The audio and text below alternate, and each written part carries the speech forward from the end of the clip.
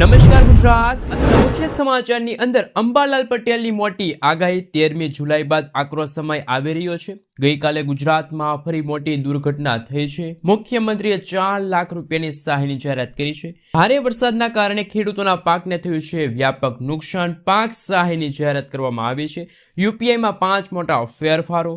વાહન ચાલકો માટે ટોલ ટેક્સમાં મોટી રાહત। વિદ્યાર્થીઓ માટે સારા સમાચાર સામે આવી રહ્યા છે।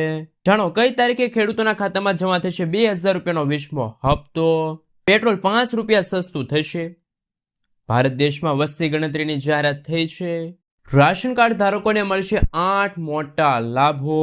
ટેરિફને લઈને અમેરિકન સરકારની સૌથી મોટી જાહેરાત। ગુજરાતવાસીઓને મળશે 50,000 રૂપિયા સુધીની લોન। અને આજના સૌથી મોટા ખેડૂત ઉપયોગી સમાચાર જાણીશું આજના આ વિડીયોની અંદર। મિત્રો, દરેક સમાચાર દરેક માહિતી જણાવીએ એ પહેલા ગુજરાતના જે પણ મિત્રો ચેનલ પર જો પહેલી વાર આવ્યા હોય તો મિત્રો ખાસ કરીને વિડીયોને એક લાઇક કરી ચેનલને સબસ્ક્રાઇબ કરવાનું ભૂલતા નહીં। સાથે આજનો આ વિડીયો છે જેને અંત સુધી જોતા રહેજો। મિત્રો, તેના તાજા અને નવા હવામાન સમાચાર વિશે વાત કરીએ તો અંબાલાલ પટેલની મોટી આગાહી 13મી જુલાઈ બાદ આકરો સમય આવી રહ્યો છે। ગુજરાતમાં છેલ્લા 2-3 દિવસથી વિરામ લીધા બાદ ફરીવાર મેઘરાજા ભરપૂર વરસે તેવી આગાહી કરવામાં આવી છે। હવામાન વિભાગ દ્વારા ગુજરાતમાં આજે સાર્વત્રિક વરસાદની આગાહી કરવામાં આવી છે। ભારે પવન અને ગાજવીજ સાથે વરસાદ થવાની આગાહી વ્યક્ત કરવામાં આવી છે। રાજ્યમાં વરસાદી સ્ટ્રપ પસાર થતા વરસાદની આગાહી કરવામાં આવી છે।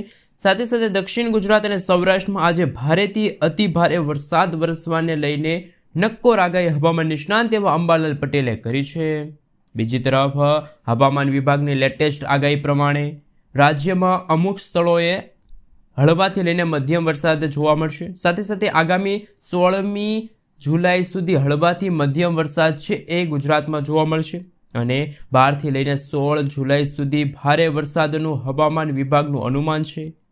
લેટેસ્ટ આગાહી અનુસાર 13મી જુલાઈના રોજ સૌરાષ્ટ્ર અને કચ્છમાં ભારે વરસાદ વરસે તો અમુક વિસ્તારોમાં યલો એલર્ટનું સિગ્નલ છે જાહેર થયું છે। માછીમારોને આગામી 5 દિવસ માછીમારી ન કરવા, દરિયો ન ખેડવા માટે હવામાન વિભાગે સાવચેત રહેવા માટે અપીલ કરી છે। સાથે આગામી 5 દિવસ દરિયાઈ કાંઠે 30થી લઈને 40 કિલોમીટર પ્રતિ કલાકની ઝડપે પવનો ફૂંકાશે। મિત્રો, ત્યાર પછી દુઃખદ સમાચાર સામે આવી રહ્યા છે। એમના વિશે વાત કરીએ તો ગુજરાતમાં ફરી મોટી દુર્ઘટના થઈ છે। વડોદરા જિલ્લાના પાદરાથી ભરૂચ તરફ જવાના મહીસાગર નદી પરનો બ્રિજ તૂટી પડ્યો હતો। આ દુર્ઘટનામાં 14 લોકોના અવસાન થયા, ઘણા ઈજાગ્રસ્ત થયા। તમામ ઈજાગ્રસ્ત લોકોને સારવાર અર્થે ખસેડાયા છે।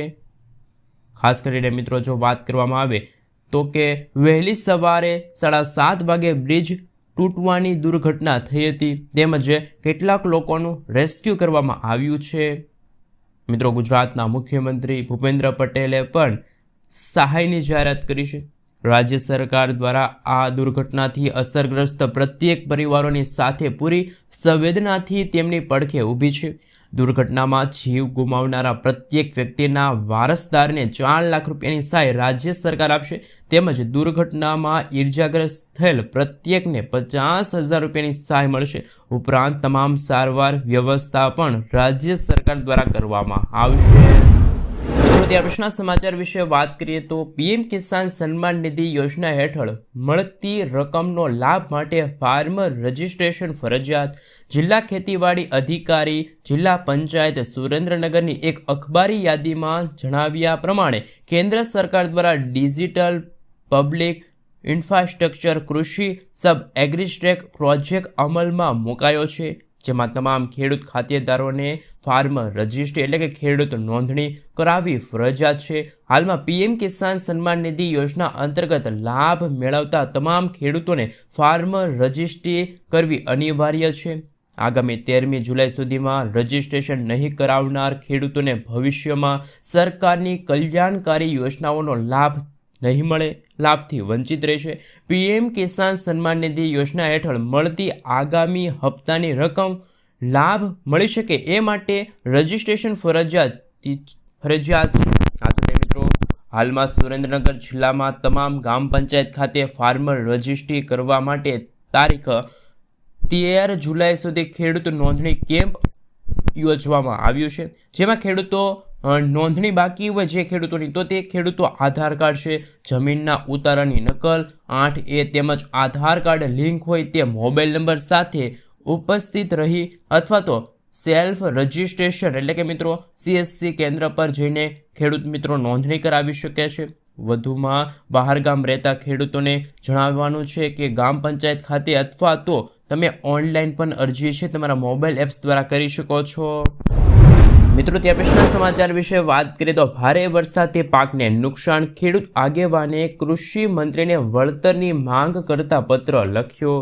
સુરત જિલ્લામાં ચાલુ ચોમાસાની શરૂઆતથી જ અવિરત વરસાદ વરસી રહ્યો છે. સતત 21 દિવસથી વરસી રહેલા વરસાદના કારણે અત્યાર સુધીમાં જિલ્લામાં અંદાજે 60%થી વધુ વરસાદ થઈ ચૂક્યો છે. આ વરસાદની સીધી અસર ખેડૂતો પર પડી રહી છે. ખાસ કરીને આકાશી ખેતી કરનાર અને ડાંગરની વાવણી કરનાર ખેડૂતો માટે પરિસ્થિતિ કપરા બની છે.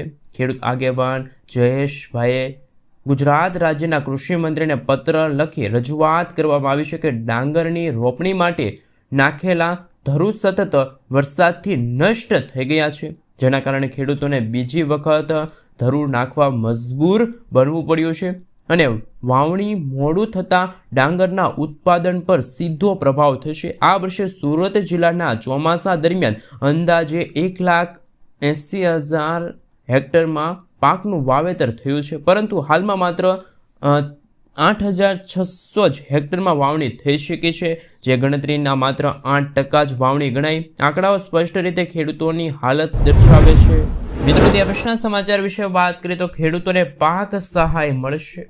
ઓગસ્ટ 2024માં થયેલા પાક નુકસાન માટે સરકારે રાહત પેકેજની જાહેરાત કરી છે. રાજ્યના છોટાઉદેપુર, જામનગર, અમરેલી, ભાવનગર, સુરેન્દ્રનગર અને રાજકોટ જિલ્લામાં ખેડૂતોને આ સહાય ચૂકવવામાં આવશે. સરકારના નિયમ મુજબ જે ખેડૂતોને 33%થી વધુ પાક નુકસાની થઈ છે તો જ ખેડૂતોને સહાય મળશે. આ સિવાય 2 હેક્ટરની મર્યાદામાં પ્રતિ હેક્ટર 11,000 રૂપિયાની સહાય ખેડૂતોને મળશે. ખેડૂતોને આ પાક નુકસાનનું વળતર લેવા માટે 14 જુલાઈ સુધી 6 જિલ્લાના ખેડૂતોએ ઓનલાઈન અરજી કરવાની રહેશે. સરકાર તરફથી ખેડૂતના બેંક ખાતામાં સીધા જ પૈસા છે જમા કરવામાં આવશે. મિત્રો ત્યાર પછીના સમાચાર વિશે વાત કરીએ તો વાહન ચાલકો માટે સારા સમાચાર. જો તમે રાષ્ટ્રીય ધોરીમાર્ગ દ્વારા લાંબા અંતરની મુસાફરી કરો છો તો આ તમારા માટે એક અગત્યના સમાચાર છે, કારણ કે કેટલાક ખાસ ધોરીમાર્ગો પર ટોલ ટેક્સમાં 50%થી વધુનો ઘટાડો કરવામાં આવ્યો. સરકારે ટોલ ટેક્સના નિયમોમાં ફેરફાર કર્યા, જેના કારણે સામાન્ય માણસને ફાયદો થશે અને તેમને ઓછો ટોલ ચૂકવવો પડશે. વાસ્તવમાં માર્ગ પરિવહન અને ધોરીમાર્ગ મંત્રાલયે ટોલ ટેક્સના નવા નિયમો અંગે એક સૂચના જારી કરી છે, જેના કારણે લાંબા અંતરની મુસાફરી કરતા વાહન ચાલકોને ઓછો ટોલ ચૂકવવો પડશે. મિત્રો ત્યાર પછીના સમાચાર વિશે વાત કરીએ તો વાહન ચાલકો માટે બીજા એક અગત્યના સમાચાર સામે આવી રહ્યા છે. RTO દ્વારા લર્નિંગ લાયસન્સને લઈને મહત્વનો નિર્ણય. હવે મિત્રો તમે ઘરે બેઠા બેઠા લર્નિંગ લાયસન્સ છે મેળવી શકો છો. RTO કચેરીએ ઓનલાઈન ખાસ મિત્રો લાયસન્સ કઢાવવા માટે તમારે કેટલાક ધક્કા ખાવા પડતા હતા, પરંતુ હવે લર્નિંગ લાયસન્સ કઢાવવા માટે લોકોને ધક્કા ખાવાની જરૂર નથી. લર્નિંગ લાયસન્સને લઈને અત્યારે RTO સિસ્ટમની અંદર નવા નિયમો લાગુ કરવામાં આવ્યા, જેથી હવે મિત્રો વાહન ચાલકો ઘરે બેઠા લર્નિંગ લાયસન્સ છે મેળવી શકશે. આજથી જ લર્નિંગ લાયસન્સ તમે ઘરે બેઠા સરળતાથી કઢાવી શકો છો. RTOના પરિવહન પોર્ટલમાં સારથી પોર્ટલથી ઘરે બેઠા લર્નિંગ લાયસન્સ મેળવી શકાશે. આધાર કાર્ડ, eKYC તેમજ મોબાઈલ OTP થકી લર્નિંગ લાયસન્સ મેળવી શકાશે. આધાર સાથે મોબાઈલ નંબર લિંક કરાયેલ ઉમેદવારો ઘરે બેઠા પરીક્ષા આપી શકે. મોબાઈલ OTP થકી પરીક્ષા આપનાર ITI તેમજ RTO ઓફિસથી પરીક્ષા આપી શકે છે. ઓનલાઈન લર્નિંગ લાયસન્સ પ્રક્રિયામાં નાપાસ થનારા વ્યક્તિ 24 કલાક બાદ ફરી પરીક્ષા આપી શકશે. eKYC પદ્ધતિથી પરીક્ષા આપનાર ઉમેદવારો ગેરરીતિ કરતા દેખાશે તો તેમને ફરજિયાત RTO કચેરીએ જ પરીક્ષા આપવી પડશે. મિત્રો ત્યાર પછીના સમાચાર વિશે વાત કરીએ તો રાશન કાર્ડ ધારકો માટે અગત્યના સમાચાર સામે આવી રહ્યા છે કે રાશન કાર્ડ ધારકોને મળશે 8 મોટા લાભો. મિત્રો સૌથી પહેલાં જો આપણે જણાવી દઈએ તો જો તમારી પાસે રાશન કાર્ડ છે તો તમને મફત સસ્તા ઘઉં અને ચોખા સુધી મર્યાદિત ન ગણો. 1 જુલાઈ 2025થી કેન્દ્ર સરકારે રાશન કાર્ડ સિસ્ટમમાં મોટા ફેરફારો કર્યા છે, જે ગરીબ અને જરૂરિયાતમંદ પરિવારોના રોજિંદા જીવનને સીધો અસર કરશે. આ ફેરફાર માત્ર તમે અનાજની સુવિધામાં વધારો કરી શકતા નથી, પરંતુ નાણાકીય સહાય છે, આરોગ્ય વીમો છે, બાળકોના શિક્ષણ અને મહિલા સશક્તિકરણ સુધી પણ છે. હવે રાશન કાર્ડ ફક્ત સરકારી અનાજ મેળવવાનું સાધન નથી, પરંતુ તે એક અત્યારે બહુ લાભકારી ઓળખ બની ગયું છે. ચાલો જાણીએ કે કયા 8 જબરદસ્ત લાભો હવે રાશન કાર્ડ ધારકોને મળવા પાત્ર રહેશે. સૌથી પહેલા લાભ વિશે વાત કરીએ તો દર મહિને 1000 રૂપિયાની સીધી નાણાકીય મદદ મળશે. સરકાર હવે દર મહિને 1000 રૂપિયા સીધા પાત્ર રાશન કાર્ડ ધારકો જેમ કે APL છે, BPL છે, AY ના જે રાશન કાર્ડ ધારકો છે કે જેમના બેંક ખાતામાં આ રકમ ટ્રાન્સફર કરશે. આ રકમ નાના ઘરના ખર્ચમાં ખૂબ જ મદદરૂપ સાબિત થશે. ખાસ કરીને વાત કરીએ તો આ રકમ માટે તમારે કોઈ ઓફિસની મુલાકાત લેવાની જરૂર રહેશે નહીં. ફક્ત તમારે રાશન કાર્ડને આધાર કાર્ડ સાથે લિંક કરવું પડશે. KYC પ્રક્રિયા તમારે પૂર્ણ કરવી પડશે. ત્યાર પછી બીજો લાભ છે પૌષ્ટિક મફત રાશન. હવે ફક્ત રાશન જ નહીં, પરંતુ હવે તમને મિત્રો સરકાર તરફથી રાશનમાં કઠોળ છે, મીઠું છે, ખાંડ છે, ખાદ્ય તેલ છે અને સાબુ જેવી આવશ્યક વસ્તુઓનો પણ સમાવેશ કરાયો છે. આનાથી લોકોને સંતુલિત આહાર મળશે, કુપોષણની સમસ્યા પણ ઓછી થશે. રાશન વિતરણ દર મહિને અને નિશ્ચિત માત્રામાં કરવામાં આવશે. ત્યાર પછી ત્રીજો લાભ છે ડિજિટલ રાશન કાર્ડ. બધું જ મોબાઈલમાં જ થશે. હવે રાશન કાર્ડ સંપૂર્ણપણે ડિજિટલ બની ગયું છે. તમે તેને મોબાઈલ એપ્લિકેશન અથવા તો રાજ્યની વેબસાઇટ પરથી ડાઉનલોડ કરી શકો છો. આનાથી નકલી કાર્ડ બંધ થશે અને પારદર્શિતા વધશે. ડિજિટલ કાર્ડ સાથે લિંક કરવા માટે KYCની જરૂર છે, જે તમારા નજીકના CSC કેન્દ્ર પરથી તમે સરળતાથી છે એ કરાવી શકો છો. મિત્રો ત્યાર પછી ચોથો લાભ છે એ છે one nation one ration card. જો તમે કામ કે અભ્યાસ માટે બીજા રાજ્યમાં રહો છો તો ચિંતા કરવાની જરૂર નથી. રાશન કાર્ડ માટે પોર્ટેબલ છે કે દેશના કોઈ પણ ભાગમાંથી રાશન લઈ શકાય. આ સુવિધા સ્થળાંતરિત મજૂરો છે, વિદ્યાર્થીઓ છે અને કામ કરતા લોકો માટે મોટી રાહતરૂપી છે. સાથે સાથે ગેસ સિલિન્ડર પર સબસિડી મળશે. પાંચમો લાભ છે રાશન કાર્ડ ધારકોને વર્ષમાં 6 થી લઈને 8 ગેસ સિલિન્ડર પર સબસિડી મળશે. આ સબસિડી સીધે બેંક ખાતામાં આવશે, જેનાથી રસોડાના ખર્ચમાં ઘટાડો થશે. ઉજ્જવલા યોજના સાથે સંકળાયેલા લાભાર્થીઓને આ સુવિધાનો બેવડો લાભ મળશે. એક મફત કનેક્શન અને બીજું સબસિડી. ત્યાર પછી મિત્રો છઠ્ઠો ફાયદો છે એ છે મફત આરોગ્ય વીમો. હવે ગરીબ પરિવારો માટે સારવારની ચિંતા પણ સમાપ્ત થઈ ગઈ છે. સરકાર રાશન કાર્ડ ધારકો માટે મફત સારવાર વીમા યોજના લાગુ કરી છે. કોઈ પણ સરકારી અથવા તો સૂચિબદ્ધ ખાનગી હોસ્પિટલમાં દાખલ થવા પર સારવારનો સંપૂર્ણ ખર્ચ સરકાર ઉઠાવશે. આ સાથે ખર્ચાળ સારવારનો બોજ હવે ગરીબ પરિવારના માથે રહેશે નહીં. સાતમો ફાયદો છે મહિલાઓ માટે ખાસ યોજના. મહિલાઓને આત્મનિર્ભર બનાવવા માટે ખાસ આ સુવિધા છે એ શરૂ થઈ છે, જેમાં મફત સિલાઈ મશીન છે, સ્વરોજગાર માટે લોન અને તાલીમ, કેટલાક રાજ્યોમાં મફત સ્માર્ટફોન, મહિલા સન્માન બચત પ્રમાણપત્ર, ઉચ્ચ વ્યાજદર સાથે બચત યોજના. સાથે હવે મહિલાઓને રાશન કાર્ડમાં મુખ્ય બનાવવાનો પ્રાથમિકતા આપવામાં આવી રહ્યું છે. બાળકોના શિક્ષણના ફીમાં પણ મદદ કરશે અને ભણતરમાં પણ મદદ કરશે. સરકારી શાળાઓમાં અભ્યાસ કરતા રાશન કાર્ડ ધારક બાળકોને મળશે લાભ, જેમાં શિષ્યવૃત્તિ છે, મફત લેપટોપ અથવા તો ટેબ્લેટ છે, શાળા ગણવેશ છે, સ્ટેશનરી છે, ડિજિટલ લર્નિંગ એપ્લિકેશનની એક્સેસ છે. એ આમ મિત્રો રાશન કાર્ડના આ 8 મહત્વપૂર્ણ લાભો છે એ પાત્રતા ધરાવતા દરેકે દરેક રાશન કાર્ડ ધારકોને 1 જુલાઈથી જ મળવા લાગી ચૂક્યા છે. મિત્રો ત્યાર પછીના સમાચાર વિશે વાત કરીએ તો UPIમાં 5 મોટા ફેરફારો થયા. હવે UPI વપરાશકર્તાઓ એપ પર દિવસમાં ફક્ત 50 વખત તેમના એકાઉન્ટમાં બેલેન્સ ચકાસી શકશે.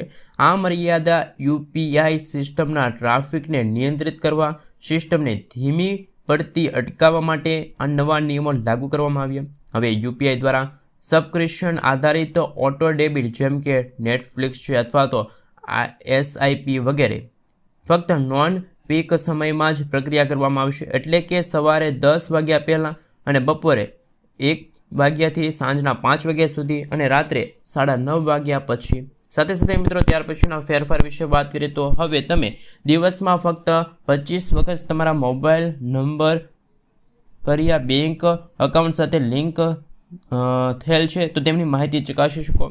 જો કોઈ ચૂકવણી અટકી ગઈ હોય તો હવે તમે તેની સ્થિતિ ફક્ત 3 વખત જ ચકાસી શકશો. દરેક ચેક અથવા તો ઓછામાં ઓછા 90 સેકન્ડનો ગેપ રહેશે. 30 જૂન 2025થી વાત કરવામાં આવે તો દરેક યુપીઆઈ ચૂકવણી કરતાં પહેલાં તમે હવે લાભાર્થીનું નામ બેંકમાં નોંધાયેલ જશે. આ ફેરફારોની કટપૂર્ણ વ્યવસાય માટે ભારે ઘટાડો છે એ થવાની અપેક્ષા છે. મિત્રો, ત્યાર પછીના સમાચાર વિશે વાત કરીએ તો ટોલ ટેક્સમાં હવે વાહન ચાલકોને મળશે મોટી રાહત. તો મિત્રો, સરકારે નેશનલ હાઈવે પર ટોલ ટેક્સમાં તો ઘટાડો કર્યો જ છે. આ ઘટાડો એવા રસ્તાઓ પર થયો છે કે જ્યાં ટર્નલ હોય, પુલ હોય, ફ્લો ઓવર છે. સરકારે ટોલ પરના 50% સુધીનો ઘટાડો કરાયો છે.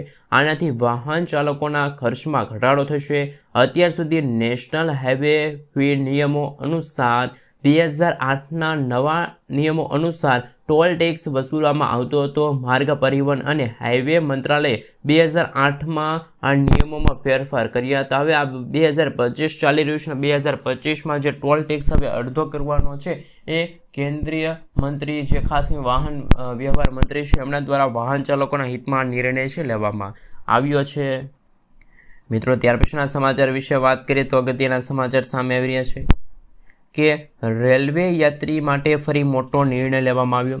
રેલવે બોર્ડે પ્રસ્થાનમાં 8 કલાક પહેલાં ચાર્ટ તૈયાર કરવાનો પ્રસ્તાવ મૂક્યો. ખાસ કરીને બપોરે 2 વાગ્યા પહેલાં ઉપડતી ટ્રેનો માટે ચાર્ટ અગાઉના દિવસે રાત્રે 9 વાગે તૈયાર કરવામાં આવશે.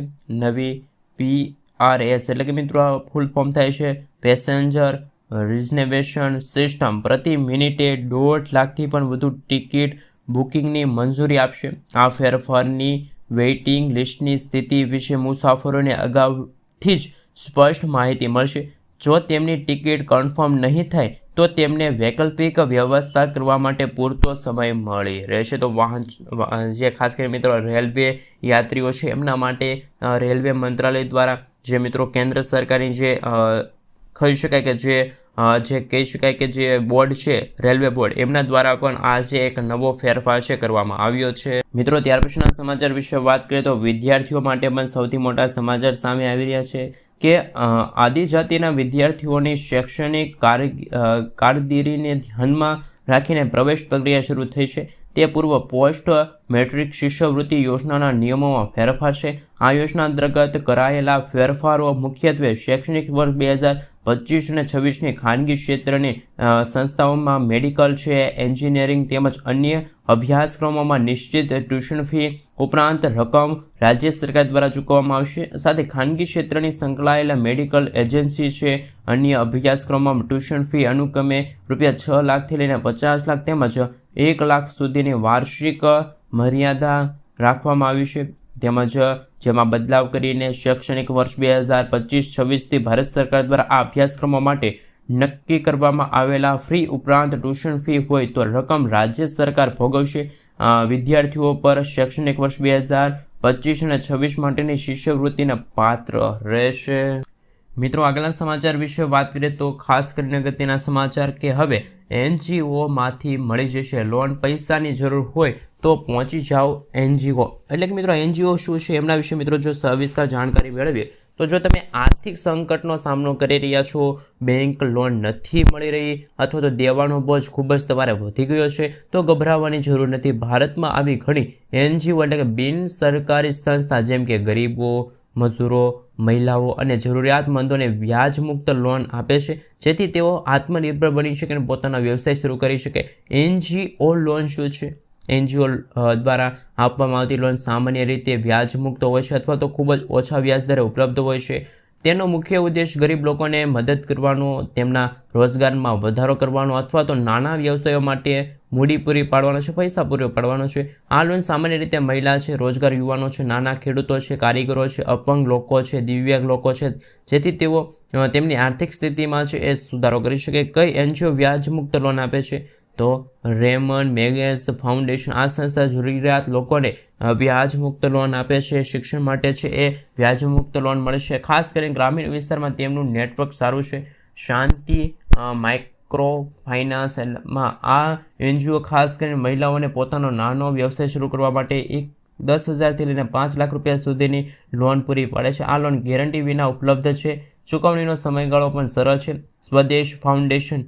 આ ફાઉન્ડેશન ગ્રામીણ ભારતમાં આર્થિક રીતે નબળા પરિવારોને રોજગાર અથવા તો નાનો વ્યવસાય માટે વ્યાજમુક્ત લોન પૂરી પાડે છે.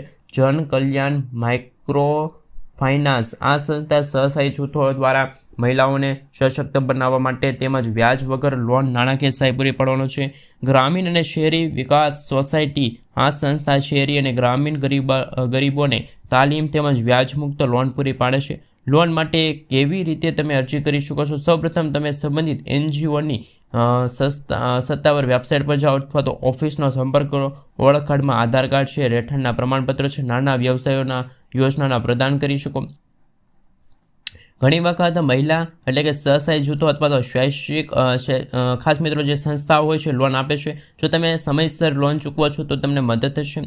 આ લોન કોને મળી શકે છે? ખૂબ જ ઓછી અથવા તો કોઈ આવક ન હોય તેવા વ્યક્તિને આ લોન મળશે. જે મહિલાઓ પોતાનો નાનો વ્યવસાય શરૂ કરવા માગે છે, બેરોજગાર યુવાનો પોતાના કૌશલ્યથી કંઈક શરૂ કરવા માગે છે, જે લોકો બેંકમાંથી લોન મેળવી શકતા નથી, ગેરંટી કે ક્રેડિટ સ્કોર વગરના લોકો છે, આ યોજના અંતર્ગત લાભ છે લઈ શકે છે. મિત્રો ત્યાર પછીના સમાચાર વિશે વાત કરીએ તો ખાસ કરીને ટ્રમ્પે હવે 6 મોટા દેશો પર ટેરિફ છે એ છોડ્યો છે. ઈરાક પર 30% અને ફિલિપાઇન્સ પર 25% ટેક્સ વધ્યો. અમેરિકન રાષ્ટ્રીય ટ્રમ્પે 6 દેશો પર નવી ટેરિફ લાગુ કરવાની જાહેરાત કરી. આ દેશોમાં ફિલિપાઇન્સ છે, ઈરાક છે, અલ્જીરિયા છે, લિબિયા છે, બ્રુનેઇઝનો સમાવેશ થાય છે. આ નવો ટેરિફ આદેશ આવનારો મહિનો એટલે કે 1 ઓગસ્ટ 2025થી અમલમાં આવશે. આ નિર્ણય એવા સમયે આવ્યો છે કે જ્યારે ટ્રમ્પે પહેલાથી જ સાઉથ કોરિયા અને જાપાન સહિત 14 અન્ય દેશો પર ટેરિફ લાગવાની જાહેરાત કરી હતી. મિત્રો આગળના સમાચાર વિશે વાત કરીએ તો રાજકોટ વાસીઓનું એલાન, રોડ નહીં તો ટોલ કેવી રીતે? રાજકોટમાં ભારે વરસાદના ભાગરૂપે રોડ રસ્તાઓની હાલત બિસ્માર થઈ ગઈ છે, જેના કારણે સ્થાનિકોનો રોષ જોવા મળ્યો. રાજકોટવાસીઓને ખરાબ રસ્તાઓના કારણે વિરોધ પ્રદર્શન કર્યું, જેમાં રોડ નહીં તો ટોલ નહીંનું આહવાન કરવામાં આવ્યું. શહેરના ખરાબ રસ્તાઓ, ટ્રાફિક જામના મુદ્દે કલેક્ટરને આવેદન આપીને સમસ્યાનો હલ કરવાની વિનંતી કરવામાં આવી છે. મિત્રો ત્યાર પછીના સમાચાર વિશે વાત કરીએ તો ભારતમાં વસ્તી ગણતરીની જાહેરાત થઈ છે. કેન્દ્ર સરકારે જાહેરાત કરી છે કે ભારતની વસ્તી ગણતરી વર્ષ 2027 દરમિયાન કરવામાં આવશે. આ માટે ગ્રેજ્યુએટ નોટિફિકેશન બહાર પાડવામાં આવ્યું. આ વસ્તી ગણતરી સંપૂર્ણપણે ડિજિટલ થશે. આ મોબાઈલ એપ્સ દ્વારા તૈયાર કરવામાં આવશે અને તેમાં વસ્તી ગણતરી સંબંધિત તમામ માહિતી એકત્રિત કરવામાં આવશે. આ એપ્સ 16 ભાષાઓમાં ઉપલબ્ધ છે. 16મી વસ્તી ગણતરીમાં પહેલીવાર જાતિ વસ્તી ગણતરીનો સમાવેશ થયો છે. અત્યાર સુધી મિત્રો સમગ્ર ભારત દેશની અંદર 16 વખત છે વસ્તી ગણતરી કરવામાં આવી હતી અને અત્યારે ઇતિહાસમાં પહેલીવાર થયું કે આ વસ્તી ગણતરીમાં હવે જાતિ વસ્તી ગણતરીનું પણ ખાસ કરીને મિત્રો આયોજન કરવામાં આવશે.